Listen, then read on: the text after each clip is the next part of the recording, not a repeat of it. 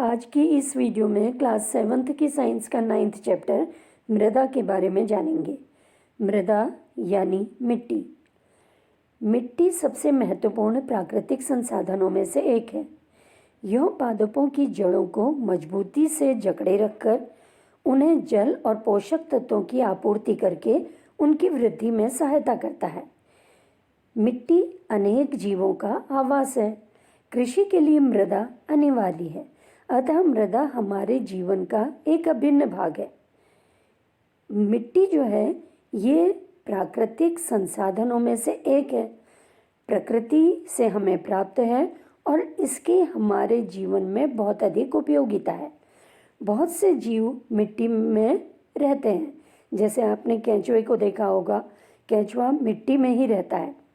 मृदा जीवन से भरपूर है।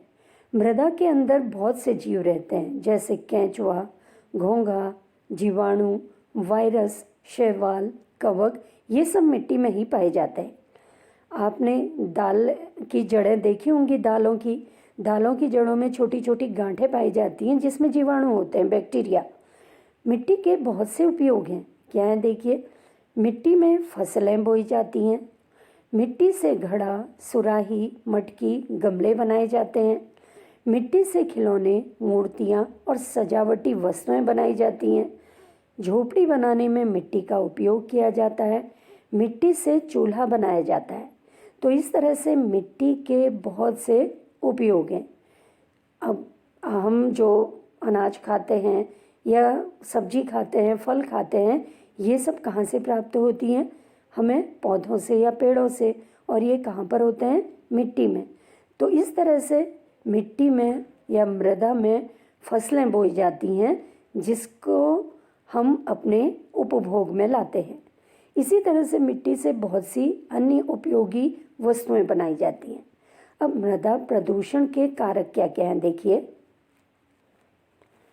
देखिए, पॉलीथीन की थैलियाँ, प्लास्टिक, कारखानों से जो अपशिष्ट निकलता है, रसायन और कीटनाशी या पीड़कनाशी, ये सब मृदा को प्रदूषित करते हैं।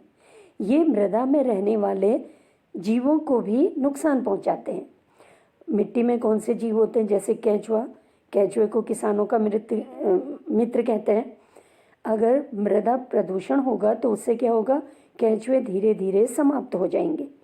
इसी तरह से बहुत से पौधे ऐसे होते हैं जिनकी जड़ों में बैक्टीरिया होते हैं, जीवाणु होते हैं, जो हवा की नाइट्रोजन को नाइट्रेट में बदलकर मिट्टी को उपजाऊ बनाते हैं।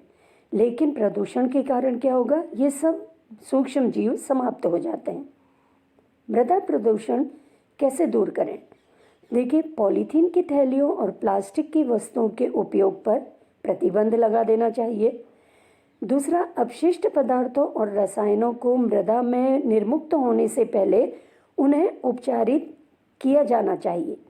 जैसे कारखानों से जो अपशिष्ट निकलता है या हानिकारक जल निकलता है, उसका पहले उसको क्या करना चाहिए? उपचारित कर देना चाहिए, जिससे कि हानिकारक पदार्थ मिट्टी तक ना पहुँचे।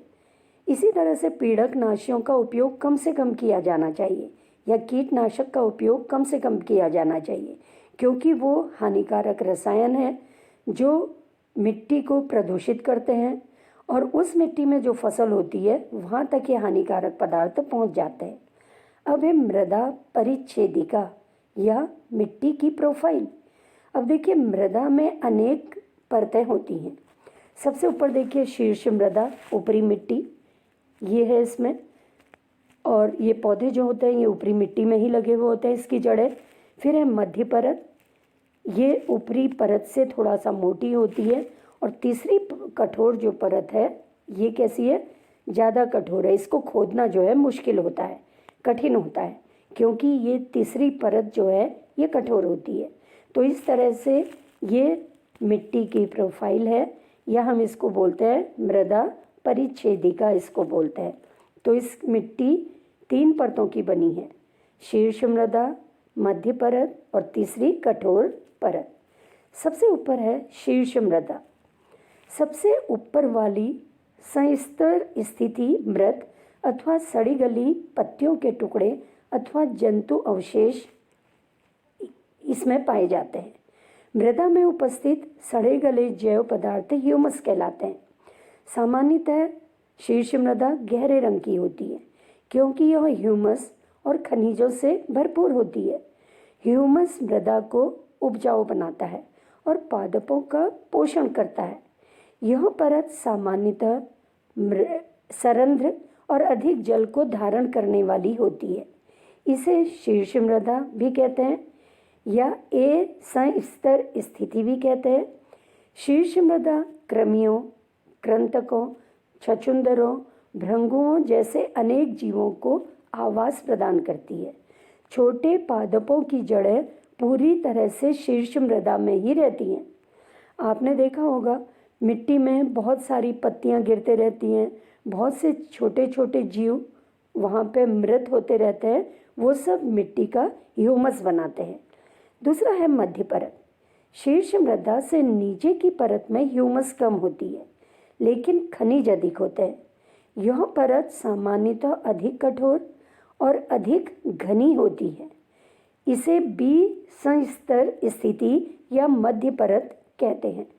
तो इस तरह से जो मिट्टी की प्रोफाइल है, दूसरा स्तर मध्य परत है जिसमें ह्यूमस तो कम है लेकिन खनिज पदार्थ इसमें अधिक होते हैं और ये शीर्ष परत से अधिक कठोर होती है। तीसरी जो है ये है कठोर परत। इसको तीसरी परत भी कह सकते हैं, कठोर परत कह सकते हैं या सी संस्तर स्थिति भी कहते हैं। ये दरारों और विदरों युक्त शैलों के छोटे ढेलों की बनी होती हैं। इस परत के नीचे आधार शैल होता है जो कठोर होता है। इसे फावड़े से खोदना कठिन होता है। तो इस तरह से मिट्टी की प्रोफाइल की जो तीसरी परत है वो कठोर परत। अब मिट्टी का निर्माण कैसे होता है? देखिए, पवन, जल और जलवायु की क्रिया से शैलों के टूटने पर मृदा का निर्माण होता है। इस प्रक्रम को अपक्षय कहते हैं। किसी मृदा की प्रकृति उन शैलों पर निर्भर करती है जिनसे इनका निर्माण हुआ है और यह उन वनस्पतियों की किस्मों पर भी निर्भर करती है जो इसमें उगते हैं।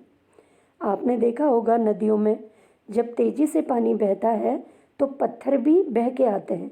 जब ये पत्थर एक दूसरे से टकराते हैं तो क्या होता है, उनके छोटे छोटे टुकड़े होते जाते हैं और अंत में इतने छोटे हो जाते हैं कि वो मृदा का निर्माण करते हैं।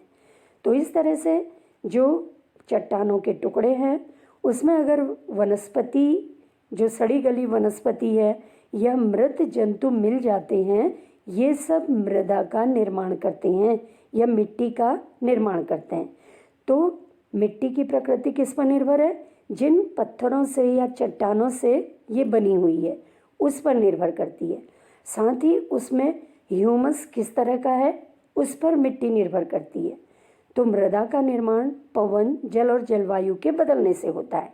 अब मृदा के प्रकार देखिए, मिट्टी को उसमें पाए जाने वाले विभिन्न आमाप या साइज के कणों के अनुपात के आधार पर वर्गीकृत किया जाता है। तो मिट्टी 3 तरह की होती है। पहला बलुई मिट्टी, दूसरा दुमकी मिट्टी या दुमटी मिट्टी या दोमट मिट्टी भी इसको कहते हैं। तीसरा है मृणमय मिट्टी। शैलों के अपक्षय से विभिन्न पदार्थों के छोटे छोटे कण बनते हैं। इनमें बालू और चिकनी मिट्टी सम्मिलित है। किसी मिट्टी में बालू और चिकनी मिट्टी का अनुपात उस मूल शैल पर निर्भर करता है जिससे इनके कण बने होते हैं। शैल कणों और ह्यूमस का मिश्रण मृदा कहलाता है। जीवाणु जैसे बैक्टीरिया, पादप मूल और केंचुए जैसे जीव भी मृदा के महत्वपूर्ण अंग होते हैं। मृदा में कई कणों का अनुपात अधिक होता है। जब बड़े कणों का अनुपात अधिक होता है तो उसे बलुई मिट्टी कहते हैं और यदि बारीक कणों का अनुपात अधिक होता है तो उसे मृणमय मिट्टी कहा जाता है। और यदि बड़े और छोटे कणों की मात्रा लगभग समान होती है तो दुमटी मिट्टी के रूप में इसे जाना जाता है। तो इस तरह से मिट्टी 3 तरह की होती है। बलुई मिट्टी जिसमें बड़े कणों की मात्रा अधिक होती है। अगला है ये मृणमय मिट्टी जिसमें सूक्ष्म कणों की मात्रा अधिक होती है। और तीसरा है दुमटी मिट्टी जिसमें बड़े और छोटे कणों की मात्रा लगभग समान होती है। और मिट्टी की प्रकृति किस पर निर्भर है? शैलों पर या चट्टानों पर जिनसे ये निर्मित हुई है। तो मिट्टी में क्या क्या चीज़ें हैं? चट्टानों के सूक्ष्म कण, ह्यूमस और साथ ही जो जीव जंतु इसमें रहते हैं। मृदा में कणों के आमाप का उसके गुणों पर बहुत महत्वपूर्ण प्रभाव होता है। बालू के कण बड़े होते हैं, ये आसानी से एक दूसरे से जुड़ नहीं पाते, इसलिए इनके बीच में काफ़ी खाली जगह होती है।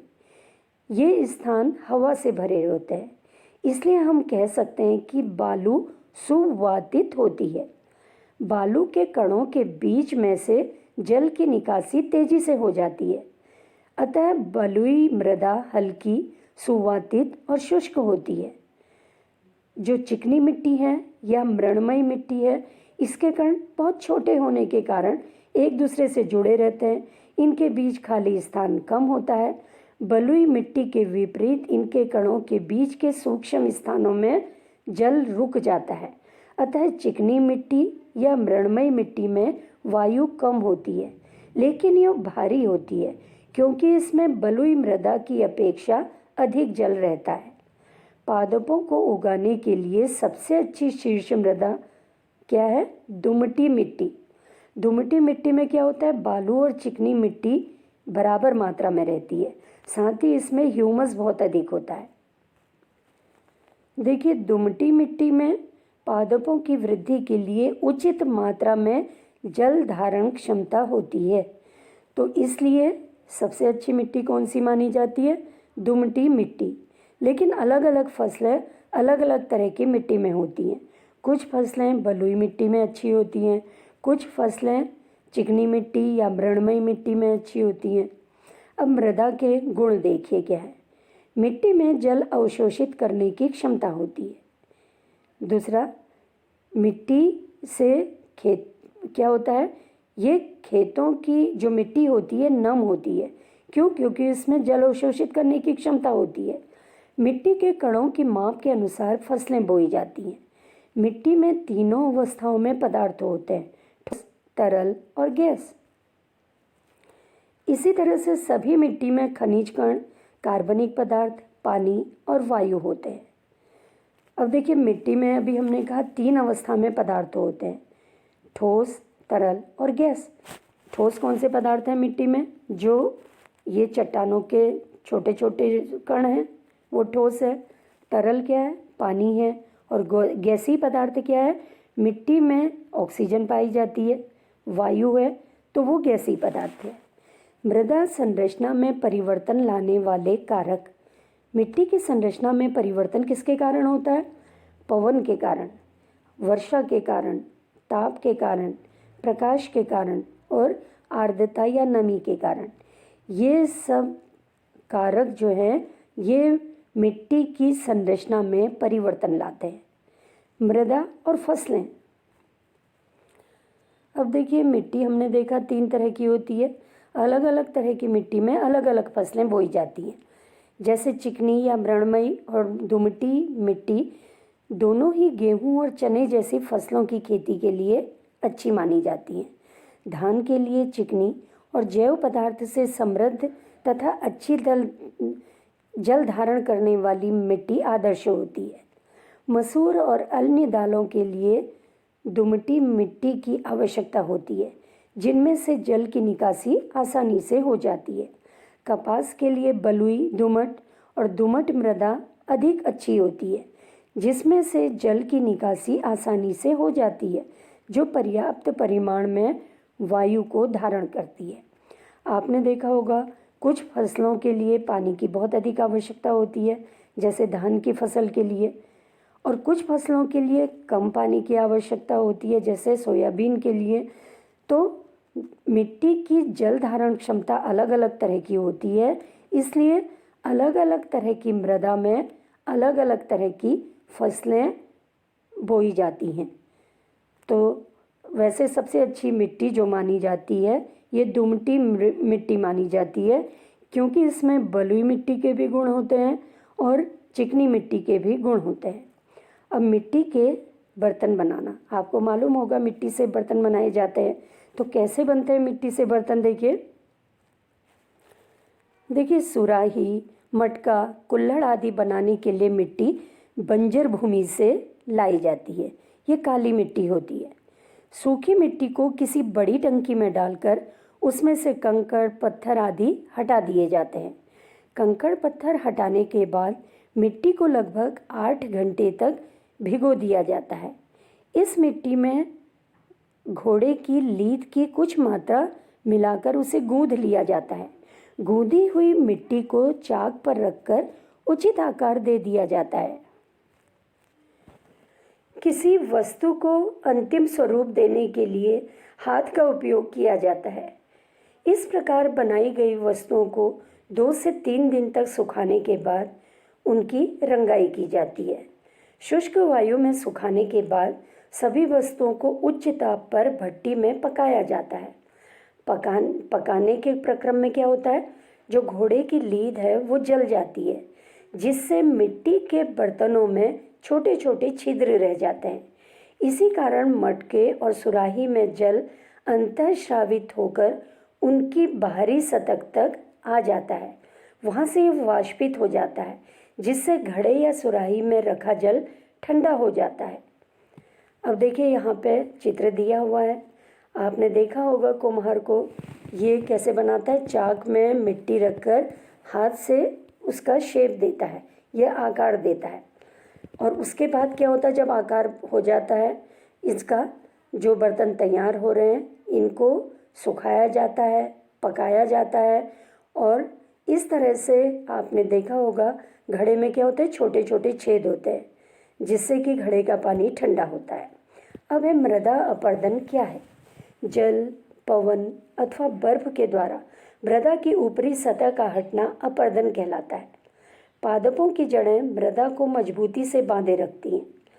जब पादपों की कमी हो जाती है तो क्या होगा, मिट्टी ढीली हो जाती है।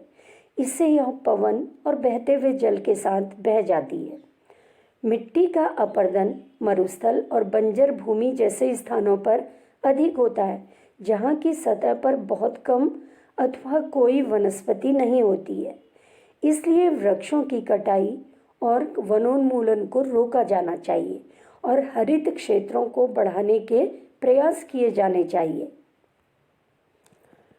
आपने देखा होगा जहाँ पर वनस्पति होती है वहाँ पर पानी जो है मिट्टी को नहीं बहा पाता, चाहे वो घास क्यों ना हो। अब देखिए यहाँ पर हम ये प्रयोग को कर सकते हैं घर में। इसके लिए हम क्या करेंगे, अपने घर के आसपास जो मिट्टी है उसको एक गिलास में लेंगे, गिलास में पानी डाल देंगे, इसको किसी चम्मच से हिलाएंगे और थोड़ी देर इसको ऐसे ही रहने देंगे। तो हमें इसमें कई लेयर दिखाई देती है मिट्टी में। ये कौन कौन सी लेयर हैं देखिए। सबके घर के आसपास अलग तरह की मिट्टी होती है, उसमें अलग अलग लेयर हो सकती है। सबसे ऊपर हल्के पदार्थ होते हैं, ये ह्यूमस होता है। ये ह्यूमस किससे बना है? वनस्पतियों से, जंतुओं से। फिर है देखिए जल, जल के नीचे क्या होती है, ये मिट्टी, जो पतली बारीक मिट्टी है वो होती है। उसके नीचे बालू होती है। बालू के कण क्या होते हैं, जो मिट्टी है, चिकनी मिट्टी, उससे बड़े होते हैं। और सबसे नीचे क्या है, जो बड़े कण हैं वो हैं बजरी। तो देखिए सबसे ऊपर है ह्यूमस, फिर जल, फिर है ये जो चिकनी मिट्टी के कण हैं, बालू, और सबसे नीचे बड़े और भारी कण जिसको हम बजरी कहते हैं, वो सबसे नीचे आ जाते हैं। अब देखिए एक प्रयोग और है। यहाँ पे देखिए क्या करना है हमको। देखिए 3 डिब्बे लेंगे, इसके ऊपरी और निचले भाग को काट देंगे।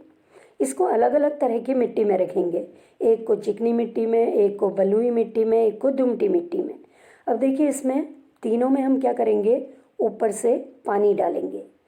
हम देखेंगे जिस मिट्टी में पानी तेजी से नीचे चला जाता है, इसका मतलब क्या होगा, वो मिट्टी में जल धारण क्षमता कम है, क्योंकि पानी उसमें क्या हुआ, तेजी से नीचे चला जाता है।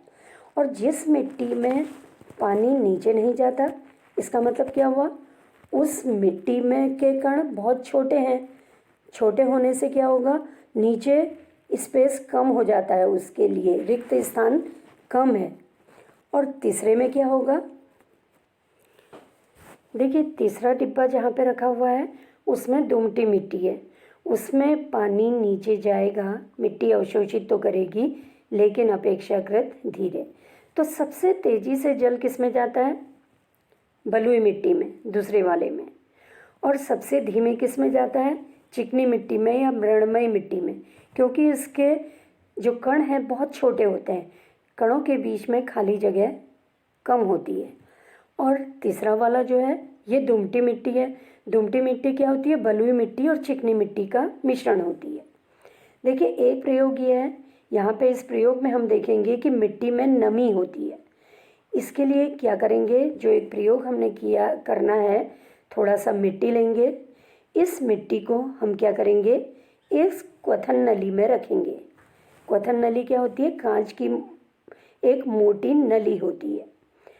अब कांच की इस नली में हमने क्या डाला है, थोड़ी सी मिट्टी डाल दी है, खेत से ली हुई थोड़ा सा मिट्टी, और इसको एक स्टैंड में कस दिया है। ये स्टैंड है, स्टैंड में क्लैंप से इसको कस देंगे। अब इसको हम बुनशन बर्नर से क्या करेंगे, गरम करेंगे। जब गरम करेंगे तो क्या होगा, मिट्टी में पानी होगा थोड़ा बहुत, ये पानी ऊपर उड़ेगा और जल की बूंदें क्वथन नली में किनारे पर जमा हो जाएंगी। तो इस प्रयोग से हमको ये पता चलता है कि मिट्टी में नमी उपस्थित होती है। नमी की मात्रा कम और ज़्यादा हो सकती है, कहीं पे मिट्टी में नमी की मात्रा कम हो सकती है और कहीं पर मिट्टी की मात्रा अधिक हो सकती है। देखिए ये प्रयोग है मिट्टी की जल धारण क्षमता मालूम करने के लिए। इसमें क्या क्या चीज़ें चाहिए, देखिए इस प्रयोग के लिए एक बीकर चाहिए, ये दिख रहा होगा आपको बीकर। ये किस चीज़ का बना होता है, कांच का या प्लास्टिक का बना हुआ होता है बीकर। तो ये बीकर लेंगे, इस बीकर के ऊपर एक कीप रखी हुई है। कीप आपने देखी होगी, घरों में तेल निकालने के लिए इसका इस्तेमाल किया जाता है। कीप के ऊपर एक फ़िल्टर पेपर लेंगे, आपको फ़िल्टर पेपर दिख रहा है, इसको इस तरह से मोड़कर फिर इसमें रख दिया है कीप में। फ़िल्टर पेपर में थोड़ा सा मिट्टी डाल देंगे, मिट्टी का आयतन हम ले लेंगे कितनी मिट्टी लिए, और ड्रॉपर की सहायता से इसमें नाप कर पानी डालेंगे। अब हम देखते हैं कि जो ये पानी हमने नाप के लिया है, ये क्या होगा, मिट्टी फ़िल्टर पेपर से छन के नीचे आ जाएगा बीकर में। अब जितना बीकर में पानी आया है, क्या वो उतना ही पानी है जितना हमने ऊपर से डाला है, या कुछ मिट्टी ने धारण कर लिया है? तो ये मिट्टी की धारण क्षमता को बताता है। अब देखिए यहाँ पे हम मिट्टी को अलग अलग शेप में ढाल के देख सकते हैं, किसको हम आसानी से ढाल सकते हैं। 3 तरह की मिट्टी लेंगे हम, चिकनी मिट्टी या मृणमयी मिट्टी, बलुई मिट्टी और दोमट मिट्टी। तीनों को गूंथने की कोशिश करेंगे और अलग अलग आकार में ढालेंगे। तो देखिए हम देखते हैं चिकनी मिट्टी को हम चाहें किसी भी आकार में ढाल सकते हैं, लेकिन रेतीली मिट्टी को ढालना जो है बहुत मुश्किल होता है। दोमट मिट्टी को भी ढाला जा सकता है, लेकिन चिकनी मिट्टी को हम जिस रूप में चाहें आसानी से ढाल सकते हैं। तो इसलिए चिकनी मिट्टी के आपने देखा होगा अलग अलग तरह के बर्तन बनाए जाते हैं, अलग अलग तरह के उससे खिलौने बनाए जाते हैं। वो इसीलिए क्योंकि इसके कण क्या होते हैं, बहुत छोटे छोटे होते हैं। इनको आसानी से मिलाकर इनको किसी भी आकार में हम ढाल सकते हैं। जबकि बलुई मिट्टी के कण क्या होते हैं, बहुत बड़े बड़े होते हैं, जिसको आसानी से हम नहीं मिला सकते हैं। जैसे ही हम कोई शेप देने लगेंगे वो क्या होगा, बिखर जाएगा। जबकि दुमटी मिट्टी में दोनों तरह के कण होते हैं, चिकनी मिट्टी के भी और बलुई मिट्टी के। इससे थोड़ा बहुत आकार तो बनाया जा सकता है दुमटी मिट्टी से, लेकिन चिकनी मिट्टी की तरह नहीं। अगले वीडियो में आप मृदा चैप्टर के प्रश्न उत्तर देखेंगे।